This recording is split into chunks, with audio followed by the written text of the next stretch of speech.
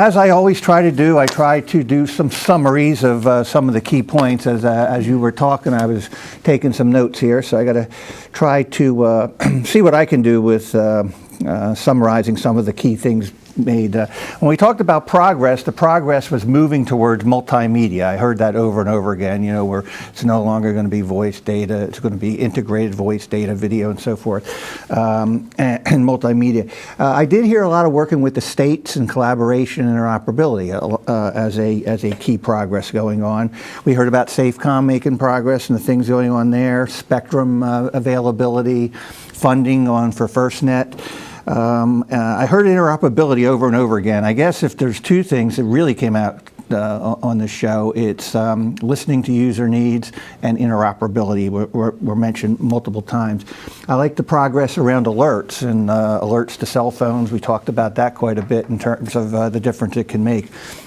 On specific things, we talked about new apps that are going to be available and apps that are being generated for all these programs. We talked about real-time applications and getting data in real time, and we talked about how important that will be, especially in emergency situations. We talked about the grants for 911 as well as for infrastructure upgrades to enable that 911 Next Generation program. And of course, the big programs we talked about today were FirstNet, the Next Generation 911, and IPAWS. In lessons learned, we talked about the need for customer focus. That is where that really hit home a number of times. And again, interoperability, but I think it was Admiral Hewitt said interoperability is not just interoperability making the devices work together, it's the people side of it too, and interoperability and collaboration there. I was impressed with the publishing of the data from the surveys and the ability to use that data to really fine-tune and decide exactly what you plan to do in the future. In the lessons learned, we heard consistency and keep it simple. We can't make this thing so complex that the individuals that are in an emergency situation have to do a lot in order to be able to use the devices.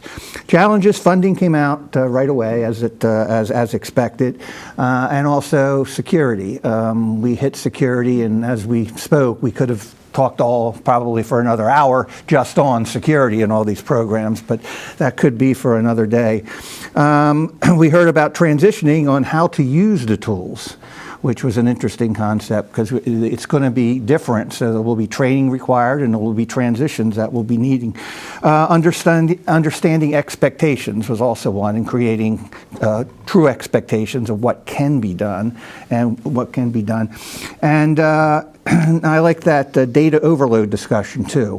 There's going to be so much data that you're going to need people, governance issues, we're going to need, it causes complexity, there's going to have to be analytics, there's going to have to be ways to sort through all that data and make sure the governance is in place, that the right data is being used at the right time.